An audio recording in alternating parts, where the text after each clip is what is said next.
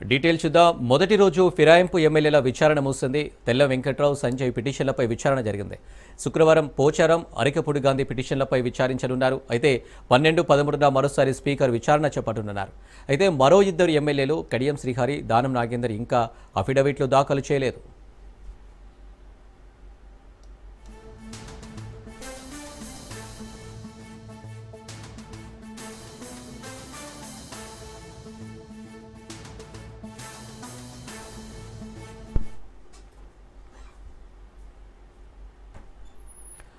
CM Revanth రెడ్డిపై ఎన్నికల సంఘానికి బీఆర్ఎస్ నేతలు కంప్లైంట్ చేశారు. ముస్లింలపై సీఎం రేవంత్ చేసిన వ్యాఖ్యలను సీరియస్గా తీసుకుని ఆయనపై చర్యలు చేపట్టాలని బీఆర్ఎస్ నేతలు, మండలి ప్రతిపక్ష నేత మధుసూదనచారి, మాజీ ఎమ్మెల్యేలు జీవన్ రెడ్డి, షకీల్, మైనార్టీ నేతలు ఫిర్యాదు చేశారు.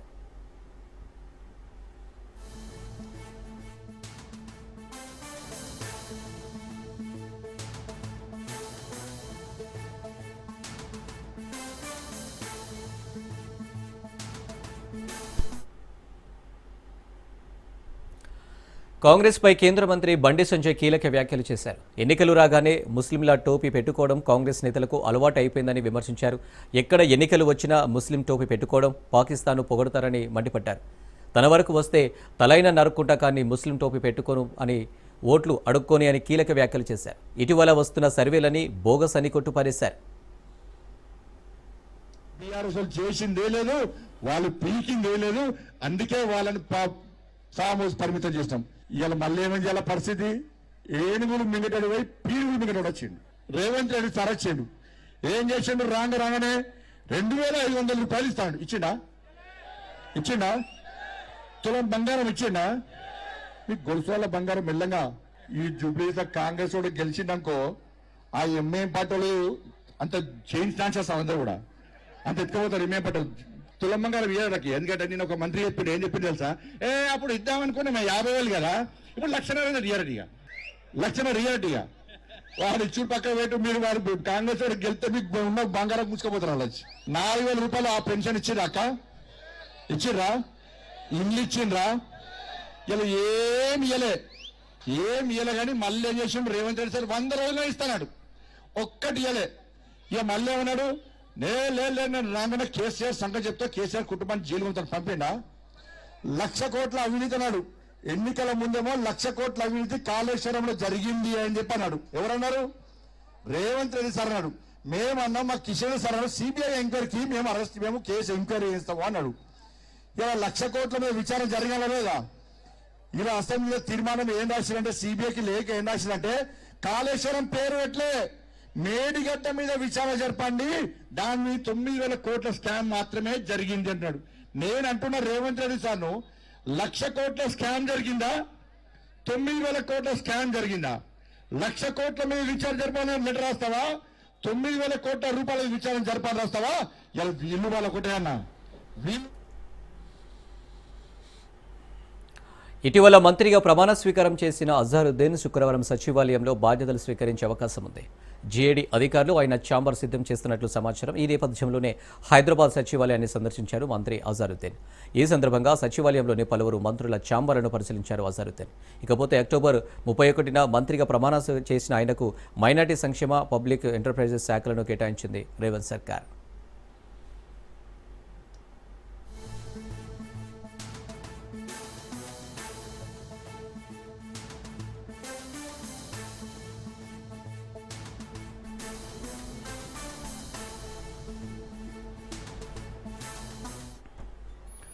ఇటీవల మంత్రిగా ప్రమాణ స్వీకారం చేసిన అజారుద్దీన్ శుక్రవారం సచివాలయంలో బాధ్యతలు స్వీకరించే అవకాశం ఉంది. జీఏడీ అధికారులు ఆయన ఛాంబర్ సిద్ధం చేస్తున్నట్లు సమాచారం. ఈ నేపథ్యంలోనే హైదరాబాద్ సచివాలయాన్ని సందర్శించారు మంత్రి అజారుద్దీన్. ఈ సందర్భంగా సచివాలయంలోని పలువురు మంత్రుల ఛాంబర్లను పరిశీలించారు అజారుద్దీన్. ఇకపోతే అక్టోబర్ 31న మంత్రిగా ప్రమాణం చేసిన ఆయనకు మైనార్టీ సంక్షేమ, పబ్లిక్ ఎంటర్ప్రైజెస్ శాఖలను కేటాయించింది రేవంత్ సర్కార్.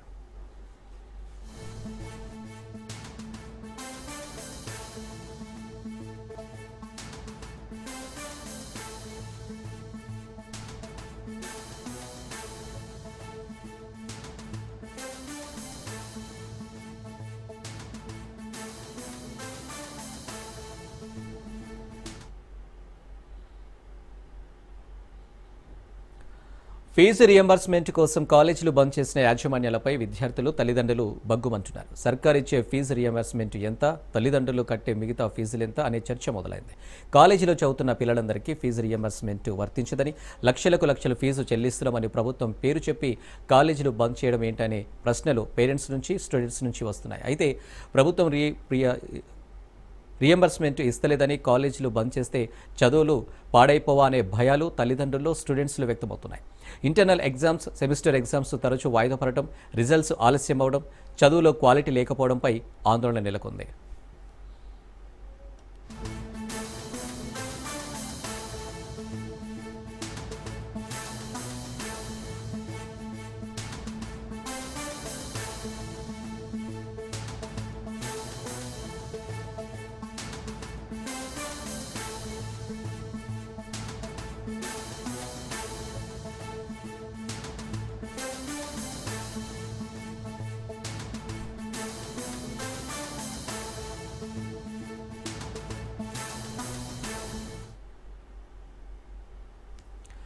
తెలంగాణ ప్రభుత్వంతో ప్రైవేటు కాలేజీల యాజమాన్యాలు భేటీ అయ్యాయి. ప్రైవేటు ఇంటర్, డిగ్రీ కాలేజీ యాజమాన్యాలు సమావేశం నిర్వహించారు. స్కాలర్షిప్ పెండింగ్ బిల్లులను వెంటనే విడుదల చేయాలని సర్కార్తో ప్రైవేట్ కాలేజీల యాజమాన్యాలు చర్చలు జరిపారు.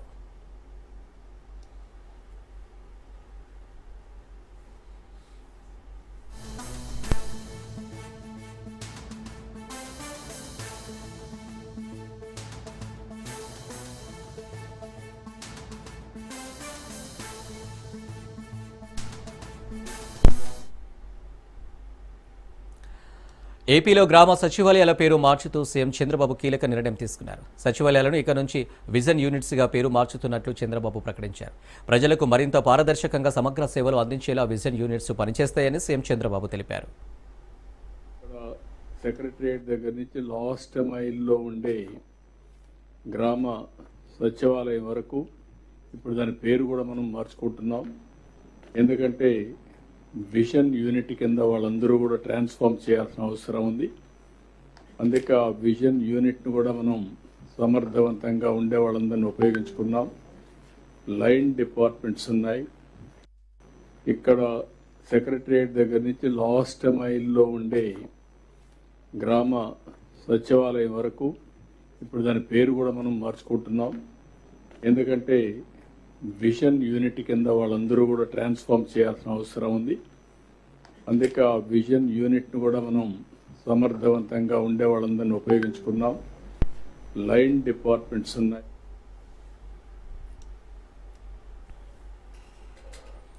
కూటమిపై వైసీపీ నేతలు విషం చిమ్ముతున్నారని మంత్రి పార్థసారథి అన్నారు. మోంతా తుఫాన్, పంట నష్టంపై కూటమి ప్రభుత్వం తప్పుడు లెక్కలు చూపిస్తుందని చెబుతున్న వైసీపీ నేతలు ఆ లెక్కలు తప్పు అని రుజువు చేయాలన్నారు. తమ ప్రభుత్వం చెప్పిన లెక్కలు తప్పు అని రుజువు చేస్తే దేనికైనా సిద్ధమని, వైసీపీ చేస్తున్న ఆరోపణలు తప్పు అయితే క్షమాపణలు చెప్పాలని డిమాండ్ చేశారు. మోంతా తుఫాన్ ప్రెడిక్టెడ్ డేట్కి వారం రోజుల ముందు, వారం రోజుల తర్వాత వారి పార్టీ నాయకులందరూ కూడా బెంగళూరులోనో, హైదరాబాద్లోనో, మద్రాసులోనో సేద తీరుతూ తుఫాన్ అంతా ఎలిసిపోయి సమస్యలు ఏమీ లేవు అన్నప్పుడు కలుగుల్లో నుంచి ఎలుకల్లాగా బయటకు వచ్చి ఈరోజు రోడ్డు మీద పడి బీభత్సం సృష్టించి రైతుల పట్ల, ప్రజల పట్ల కపట ప్రేమని ఏ విధంగా ప్రదర్శిస్తున్నారో మనందరం కూడా చూస్తా ఉన్నాం. ప్రజలందరూ కూడా భయపడుతున్నారు. ఎందుకు వస్తున్నారు వీళ్ళు జగన్మోహన్ రెడ్డి గారు అసలు రోడ్డు మీదకి? ఈ తుఫాన్ వచ్చినప్పుడు ఎప్పుడైనా సరే ఆ 2 రోజులు ముందు కానీ తర్వాత కానీ కనీసం ఆ మొహం చూసి కనీసం ఒక వాటర్ బాటిల్ అని అందించారని చెప్పేసి అసహించుకున్న పరిస్థితులు కూడా మనం చూసాం. నేను అడుగుతా ఉన్నాను, ఇతర రాష్ట్రాల్లోని నాయకులు కానీ తటస్థులు ఎవరైతే ఉంటారో, లేదు మన రాష్ట్రంలోని తటస్థులైనా సరే ఈ YSRCP 70 km at 7 hours programme ఏదైతే ఉందో ఆ ప్రోగ్రాం రైతుల్ని పరామర్శించడానికి అన్నట్లుందా, లేకపోతే రాజు వెడలే రభసకు అన్నట్లుందా? ఒకసారి తటస్థుల్ని. కూటమి ప్రభుత్వంపై వైసీపీ చీఫ్ మాజీ సీఎం జగన్ ఫైర్ అయ్యారు. గూగుల్ విషయంలో చంద్రబాబు క్రెడిట్ చోరీ చేశారని విమర్శించారు. అసలు చంద్రబాబు చేసింది ఏముందని ప్రశ్నించారు. సింగపూర్ నుంచి కేబుల్ తీసుకురావడానికి అంకురార్పణ చేసింది వైసీపీ అని అదానీ గూగుల్కు 2022లో నోయిడా డేటా సెంటర్ అగ్రిమెంట్ ఉందన్నారు. ఆ రోజు అడుగులు వేశాం కాబట్టి ఇప్పుడు గూగుల్ వస్తుందన్నారు. మెడికల్ కాలేజీల ప్రైవేటీకరణ చంద్రబాబు చేసిన అత్యంత దరిద్రమైన పని అని మండిపడ్డారు. మంచి చేయకపోగా చెడి చేస్తున్నాడని విమర్శించారు జగన్. గురించి, యువకుల ప్రాధాన్యత గురించి, రాజకీయాలలో భవిష్యత్తు గురించి, నిజంగా ఎక్కడైనా కూడా కల్ముషం లేని రాజకీయాలు ఎక్కడైనా స్టార్ట్ అయ్యేటి ఎక్కడైనా ఉంటే రాజకీయ నాయకుడు పలానివాడు అని చెప్పి ఎవరైనా కూడా గర్వకారణంగా ఫలానివాడు మా నాయకుడు అని చెప్పుకునే పరిస్థితి ఎక్కడి నుంచి అయినా స్టార్ట్ అవుతుందనంటే దాని బీజం పడాల్సింది కరెక్ట్గా యువత నుంచి బీజం పడాలి. ఒక యంగ్స్టర్ రేపొద్దున గొప్పగా ఎదిగి భావి ప్రపంచంతో పోటీపడి ఉద్యోగాలన్నది తాను సంపాదించుకునే పరిస్థితిలో అవలీలగా సంపాదించుకునే పరిస్థితిలోకి తాను పోగలిగే పరిస్థితి ఉందా లేదా అన్నది ఏ యంగ్స్టర్కైనా కూడా ఫస్ట్ అడగాల్సిన ప్రశ్న మన మనస్సాక్షిని. మనము యంగ్స్టర్స్గా మన పాత్ర అన్నది ఎంత క్రిటికల్ అన్నది గుర్తుపెట్టుకుంటాం. కారణం ఏంటంటే మనం మార్చకపోతే ఈ వ్యవస్థ మారదు.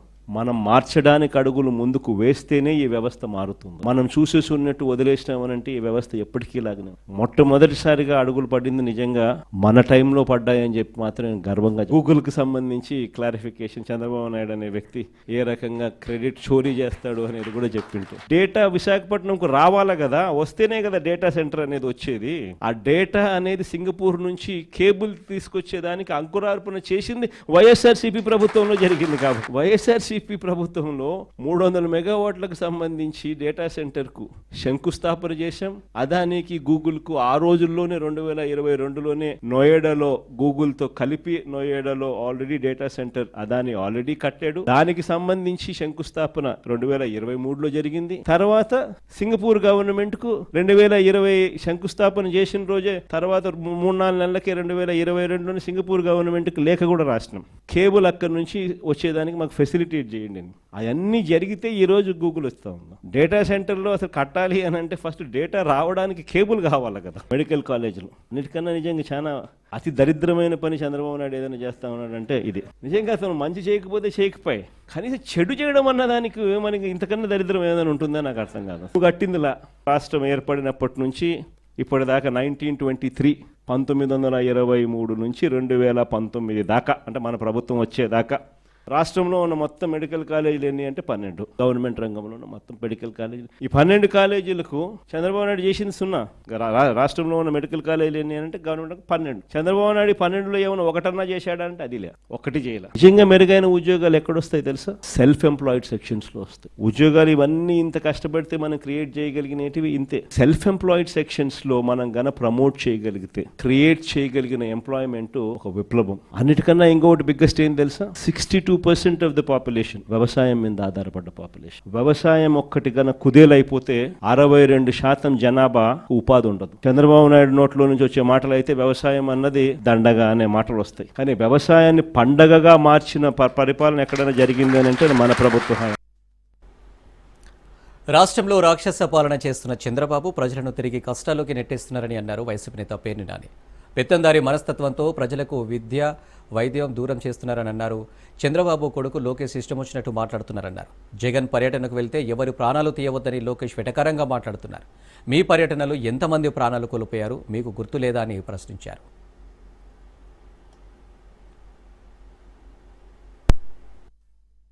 ప్రజా శ్రేయస్సు, ప్రజల ఆకాంక్షలను నెరవేర్చటమే లక్ష్యంగా సంకల్పంగా జీవితాన్ని ప్రారంభించి అనేక ఒడిదుడుకుల్ని, అనేక వేధింపుల్ని, కక్ష సాధింపుల్ని అన్నిటినీ కూడా భరిస్తూనే ఆయన ప్రజా జీవితంలో ప్రజలకి మరింత చేరువు కావాలి.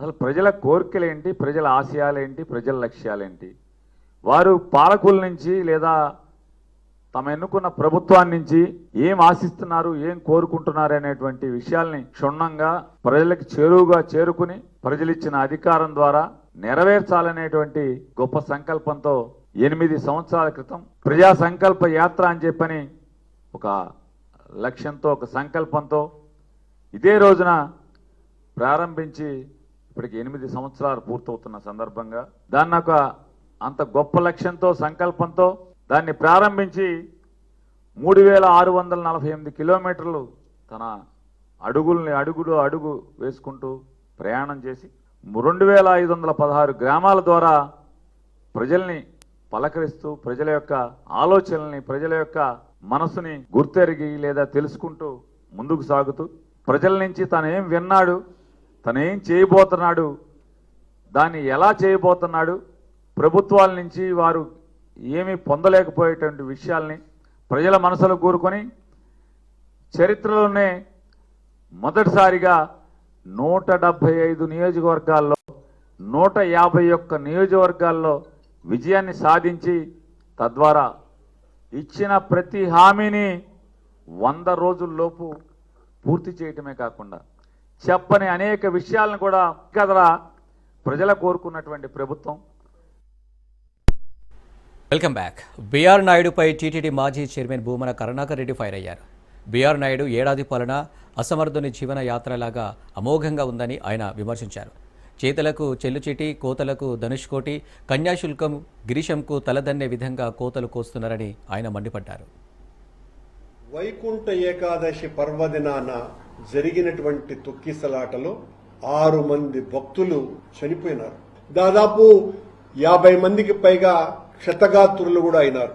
ఇది కేవలం చైర్మన్ గా మీరు అధికారులతో చేసుకోలేనటువంటి సమన్వయత కారణంగా వచ్చినటువంటిది. మీరు రాకముందు వచ్చిన వెంటనే మీరు చెప్పినటువంటి అమోఘమైనటువంటి ప్రవచనము లాంటిటువంటి మాట, శ్రీవాణి టిక్కెట్లను రద్దు చేసేస్తాం, శ్రీవాణి ట్రస్టునే రద్దు చేసేస్తాం, శ్రీవాణి నిధులన్నీ కూడా గోల్మాల్ అయిపోయినాయి, వైసీపీ నాయకులు తినేసినారు కనుక ఎట్టి పరిస్థితులను శ్రీవాణిని ఉంచమోనని. ఆ తర్వాత మీకు జ్ఞానోదయం అయిన తర్వాత కొద్దిగా శ్రీవాణి టిక్కెట్లను 2000కు పెంచేటువంటి నిర్ణయాన్ని తీసుకొని నిన్న పత్రికా సమావేశంలో మా హయాంలో 1000 కోట్ల రూపాయల బహుమానాలు వచ్చినాయని చెప్పినారు. అందులో 500 కోట్లకు పైగా శ్రీవాణి నిధులే.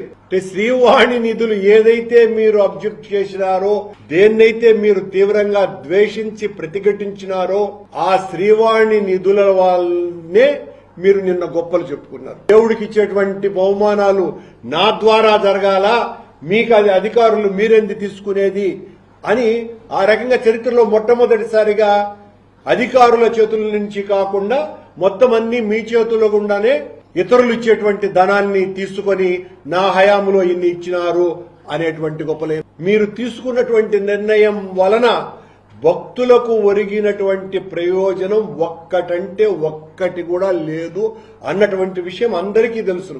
ఒక వడ మీరు చేర్చి ఆ వడను చేర్చినటువంటి విధానాన్ని 1000 డీజీల సౌండ్ కంటే బలంగా నేను వడ చేర్చినాను అనేటువంటిది మొత్తం అంతా భూమంతా కంపించేటట్టుగా అందరికీ తెలియపరిచేటట్టు మాట్లాడినారు.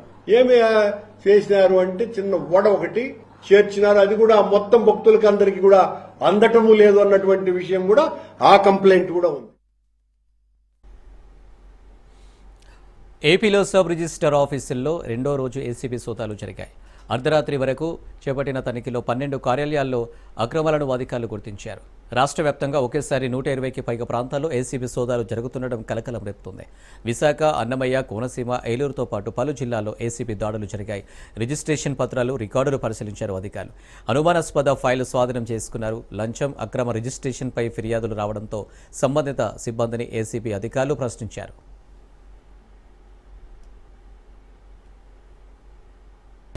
ఎనీవేర్ రిజిస్ట్రేషన్ ఉంది. తర్వాత రోడ్ ల్యాండ్స్ రిజిస్టర్ చేయడము, డబల్ రిజిస్ట్రేషన్, ఇట్లా ఒక 3-4 పాయింట్స్ మీద మెయిన్గా చేస్తున్నాము. అది ఇంకా సెర్చెస్ జరుగుతున్నాయి. పాయింట్ కదా, రోడ్ అంటే నిషేధమే కదా, అదే వెరిఫై చేస్తున్నాం. నేను ఏం చెప్పడానికి లేదండి. సెర్చెస్ నడుస్తున్నప్పుడు మధ్యలోనే కొంతవరకు నేను చెప్పగలను. ఇప్పుడు చేస్తున్న కారణం ఏంటంటే అది టైం పడుతుంది. ఇంకా టైం పట్టినాక నేను మళ్ళీ చెప్తాను. సర్ప్రైజ్ చెక్ లో వాళ్ళ రూల్ ప్రకారము క్యాష్ రిజిస్టర్ మెయింటైన్ చేయాల్సి ఉంటుంది. ఆ క్యాష్ రిజిస్టర్ లో వాళ్ళకు మెన్షన్ చేసిన అమౌంట్ కంటే ఎక్సెస్ ఉంటే అది violation of the government rules అవుతుంది. కాబట్టి ఇప్పుడు అంతా సీజ్ చేసినాము, అంత ప్రొసీడింగ్స్ రాస్తున్నాము. ఇది కూడా ప్రొసీడింగ్స్ లో వాళ్ళు ఎవరెవరి దగ్గర చేవేళ్ల బస్సు ప్రమాదంలో మరణించిన బాధితులకు వికారాబాద్ జిల్లా కేంద్రంలో శ్రద్ధాంజలి ర్యాలీ నిర్వహించారు. అల్లంపల్లి నుండి ఎన్టీఆర్ చౌరస్తా వరకు నిర్వహించిన ఈ ర్యాలీలో వివిధ కళాశాల విద్యార్థులు, వైద్యులు, రాజకీయ నేతలు, స్థానికులు పాల్గొన్నారు. బాధితుల కుటుంబాల పట్ల సానుభూతి వ్యక్తం చేసిన ప్రజలు ఇలాంటి ఘటనలు మళ్లీ జరగకుండా రోడ్డు భద్రతపై అధికారులు తక్షణ చర్యలు తీసుకోవాలని డిమాండ్ చేశారు. ఈ సందర్భంగా రాజకీయ నాయకులు మాట్లాడుతూ ప్రజల ప్రాణాల భద్రతపై ప్రభుత్వం మరింత దృష్టి పెట్టాలని, రోడ్ల అభివృద్ధితో పాటు రవాణా నియంత్రణపై ప్రత్యేక చర్యలు తీసుకోవాలన్నారు.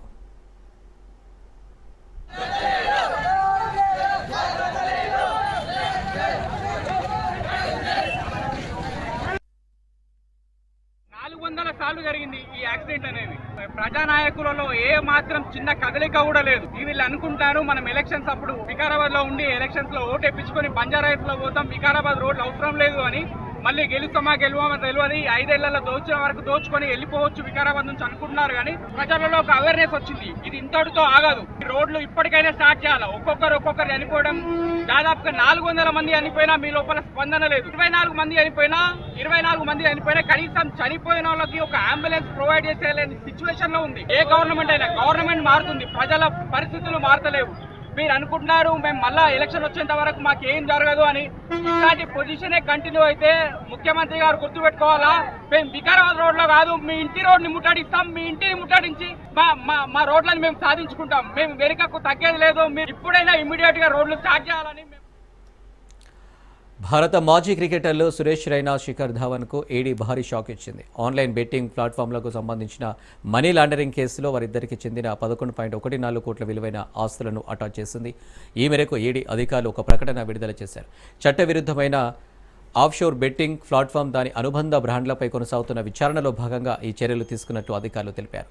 అటాచ్ చేసిన ఆస్తులలో సురేష్ రైనా పేరు మీద ఉన్న 6.64 కోట్ల విలువైన మ్యూచువల్ ఫండ్ పెట్టుబడులు, శిఖర్ ధావన్కు చెందిన 4.5 కోట్ల విలువైన స్థిరాస్తి ఉన్నాయని వివరించారు. దేశంలోని పలు రాష్ట్రాల పోలీసులు నమోదు చేసిన ఎఫ్ఐఆర్ల ఆధారంగా ఈడీ ఈ కేసును దర్యాప్తు చేస్తోంది.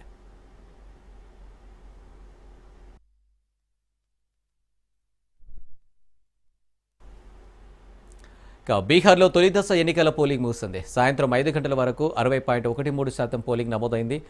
18 జిల్లాలో 121 అసెంబ్లీ స్థానాలకు పోలింగ్ జరిగింది. తొలి విడతలో 1314 మంది అభ్యర్థులు ఎన్నికల బరిలో ఉన్నారు. సాయంత్రం 6 వరకు పోలింగ్ కొనసాగింది. 56 పోలింగ్ బూతులలో సాయంత్రం 5 గంటల వరకే పోలింగ్ జరిగింది. ఇక పోలింగ్ కేంద్రాల దగ్గర కట్టుదిట్టమైన భద్రత ఏర్పాట్లు చేశారు. డ్రోన్లు, సీసీ కెమెరాల పర్యవేక్షణలో పోలింగ్ నిర్వహించారు అధికారులు. పోలింగ్ కేంద్రంలో వెబ్ కాస్టింగ్ ద్వారా పర్యవేక్షించారు.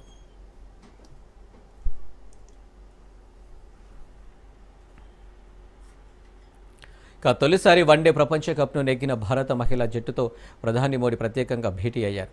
జట్టు సభ్యులకు ప్రధాని ఆతిథ్యం ఇచ్చారు. జట్టును అభినందించి సన్మానించారు. ప్రతి ప్లేయర్తో సంభాషించిన ఆయన వారిని ప్రశంసించారు.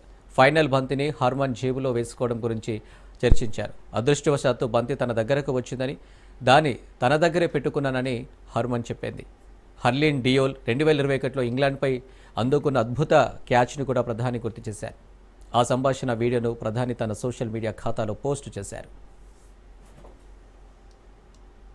हंसते हुए देख के हमें लगता था कि हम सब हंसते रहे। लेकिन कोई हंसाने वाला भी तो होगा ना आपकी टीम में। जय दी है ना। सर एक्चुअली हरलीन भी, क्योंकि वो भी बहुत इम्पोर्टेंस देते हैं ये टीम को साथ लाने में। तो नहीं सर, एक्चुअली टीम में आई फील कि ऐसा होना चाहिए, एक आधा इंसान जो माहौल लाइट रखे। और मेरे को जब भी ऐसे लगता है कि कोई ऐसे बैठा है खाली, या फिर मतलब मेरे को ऐसा लगता है मैं ज़्यादा ही वेली हूँ, तो मैं सबके पास कुछ ना कुछ करके ऐसे करती रहती हूँ। तो मतलब मेरे को अच्छा लगता है सर जब मेरे आसपास लोग खुश रहते हैं। यहाँ पर आकर के भी कुछ किया होगा ना सर? इन लोगों ने हमें डांट दिया था, बोले शांत रहो थोड़ा। सर मेरे को आपकी स्किन केयर रूटीन पूछनी है। आप बहुत ग्लो करते हो सर। मेरा इस विषय पर ज्यादा ध्यान नहीं गया था। सर ये करोड़ों देशवासियों का प्यार है आप। ये तो है ही है जी, ये बहुत बहुत बड़ी ताकत होती है समाज से इतना, क्योंकि अब मेरा सरकार में भी 25 साल हो गए हैं हेड ऑफ द गवर्नमेंट, तो ये लंबा समय होता है। उसके बाद भी इतने जब आशीर्वाद मिलते हैं तो उसका एक तो प्रभाव रहता है। सवाल कैसे आते हैं, अलग अलग कैरेक्टर्स हैं।